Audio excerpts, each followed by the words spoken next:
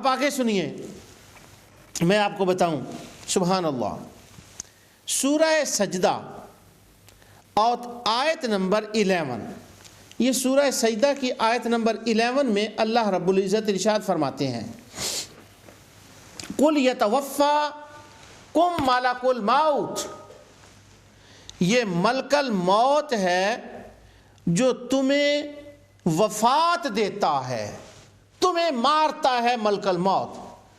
اور ملک الموت کا نام ہی ملک الموت اس لیے ہے کہ وہ موتوں کا مارنے کا بادشاہ ہے، انچارج ہے، سارا کنٹرول اس کے پاس ہے، اور وہی لوگوں کو مارتا ہے۔ اور اس آیت میں اللہ رب العزت ارشاد فرما رہے ہیں، قُلْ يَتَوَفَّاكُمْ مَلَكُ الْمَوْتِ، ملک الموت تمہیں مارتا ہے۔ اب مارنے والا کون؟ پیدا کرنے والا کون؟ عطا فرمانے والا کون؟ اللہ رب العزت کی ذات۔ اب اللہ رب العزت کی ذات جب پیدا فرمانے والی بھی ہے، پیدا کرنے والی بھی، مارنے والی بھی ہے، تو پھر ملک الموت کی طرف اس کی نسبت اللہ رب العزت نے کیوں فرمائی؟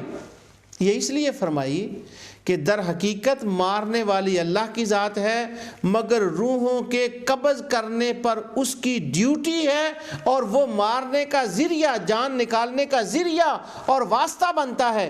اس واسطے کی وجہ سے اللہ تعالیٰ نے اس کی طرف اس کی نسبت فرما دی، سبحان اللہ۔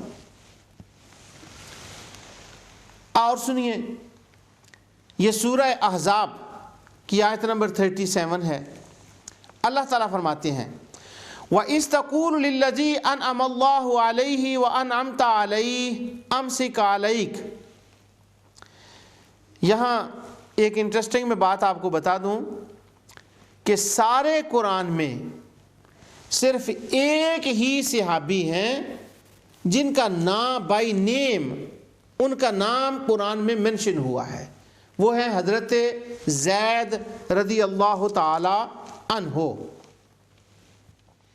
تو حضرت زید رضی اللہ تعالی عنہ کا یہ قصہ چل رہا ہے، تو اس قصے کے اندر اللہ تعالیٰ فرماتے ہیں کہ یاد کرو جب کہ تو اس شخص سے کہہ رہا تھا جس پر اللہ نے بھی انعام کیا اور تو نے بھی، انعم اللہ علیہ، اس پر اللہ نے انعام فرمایا، وانعمت علیہ، اور تو نے اس پر انعام کیا۔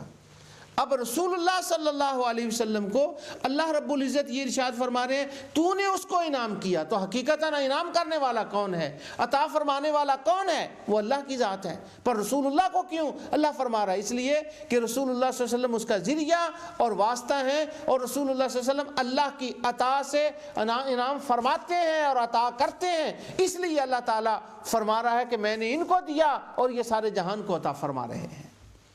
تو یہ قرآن کی آیت سے میں نے یہ عرض کیا آپ کے سامنے کہ اس کی نسبت جو مجازی ہے وہ جائز ہے۔